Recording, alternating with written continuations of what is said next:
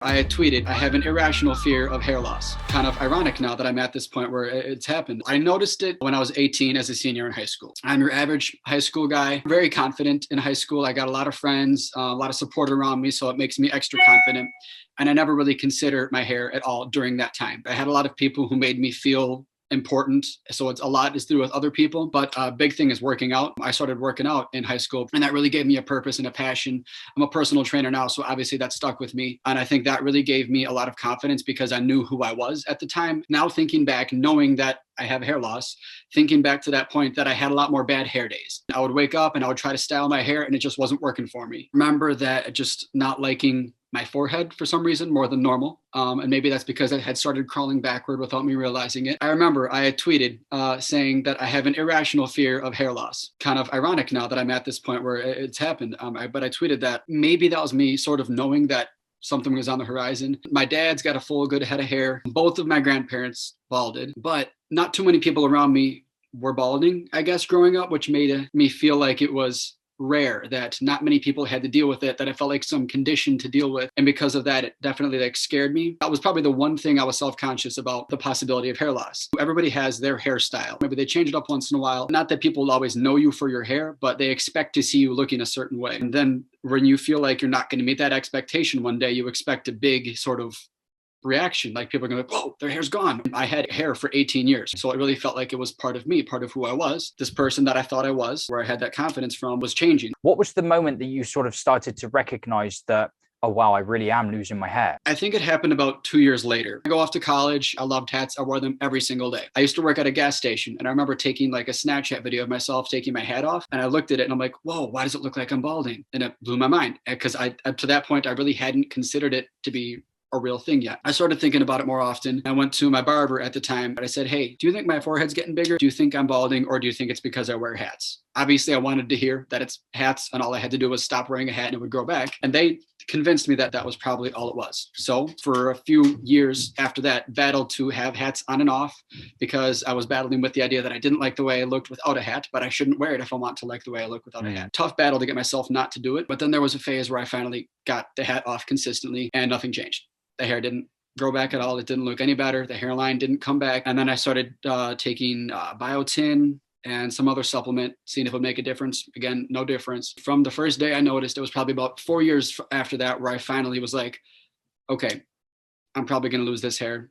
I'm going to have to do something about it. It was happening and I was like, I don't want this to be happening. I would be swimming with friends, and every time I'd pop my head out of the water, I'd immediately have to pull my hair down forward. I'd be walking in the wind and my hair would flow backwards, and I'd like duck my head and hold my hair down so no one would see it flinging backwards. Taking my hat off, I always had to style it a certain way. Those are all things that I started noticing more often. These things built over time, did they? Yeah. So I'm a personal trainer and a group trainer. So I basically public speak every single day. I'm in front of a large audience of people who are watching me demo exercises. So oftentimes I'll have to hinge forward and they'll see the top of my head. Every time I bend forward, I was aware of what they were seeing. And I was like, are they watching the exercise or are they staring at my head? And in my head, they didn't care about the exercise. They're like, wow, he's balding. I was projecting all these thoughts onto them. So I was very self-conscious about it the entire time. It felt like I was swimming against current. What did you fear that losing the hair would mean for you? I definitely feared that I would be the bald guy. People would define me by my lack of hair. I would be known as Jeremiah, the bald guy. I didn't want to be defined by that. And I was really worried that it would be a big deal to other people. I didn't want people's view of me to change and be more narrow focused on that. There's a picture of me hugging my dog, and you can see it's thin. It's not a lot of hair loss yet, but you can see where the exact pattern is. And you can just see the redness of my scalp through my hair, which when I was younger, you wouldn't see any of that. And I didn't notice it was that bad until I saw pictures of myself like that one. And I was like, wow, okay, this is getting pretty serious. Was there a moment that changed it for you? So one was obviously I'm spending time on YouTube looking up videos on how to fix hair loss, how to stop hair loss. But then I came across your page, actually, the Bald Cafe, and I started listening to other people's experiences. I was shocked by how relatable every single story almost sounds the same. It was the first time that I saw an argument that wasn't on how to fight hair loss. It was the first time I saw go with it. That was a narrative I wanted to explore. That honestly was probably the tipping point where I was like, okay, I can do this. I thought I'd just go with the stream and I would just take it all off on my own accord. And it wasn't this short when I first started buzzing my head. And then gradually over the next few months, I would keep going down and down and down until now I'm at the point where there's no guard on my electric razor. Along with that too was with my girlfriend. I was worried that she wouldn't like it. And she definitely didn't want me to shave it, even though I was balding at the start. She was like, no, don't go shorter, don't go shorter. But then every time I did it, every time I went shorter, she was like,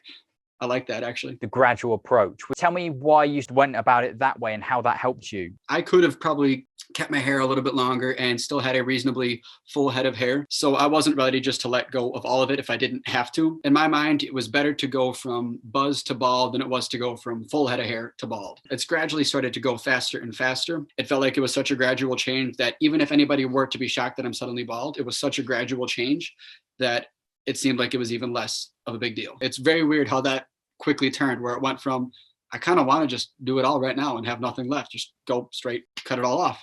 Yeah. In the beginning, I didn't want to do any of it, but I got to the point where I was like, let's just get it gone. Let's see this look. And in my mind, I feel like I have a striking look now, like it's powerful. I have not get any sort of negative reaction to it, but in my mind, I built up that there would be. So in my mind, I'm taking like this bad thing and making it good and owning it. And in my mind, that feels extra powerful. Like I'm taking a stand against it. In reality, I don't think it's that big of a deal in the real world. In my mind, it is. So I feel like I feel more confident because I feel like it adds a little purpose for me, that I'm doing something a little bit bigger. From the point of the lack of confidence I had when I knew it was thinning, or it was always on my mind, I have more free time. I have more focus. I can focus on other things because I'm not thinking about this at all. Zero. I don't think about it at all anymore, which is crazy. Why do you think that is? I like the way that I look. Now that I've kind of taken back the way I look into my own hands and I can control it by choosing what my hair looks like or lack of it, I really get to like the way that I look, which is a very good feeling. I like what I see in the mirror. I don't look for the thin spots. I just look at myself.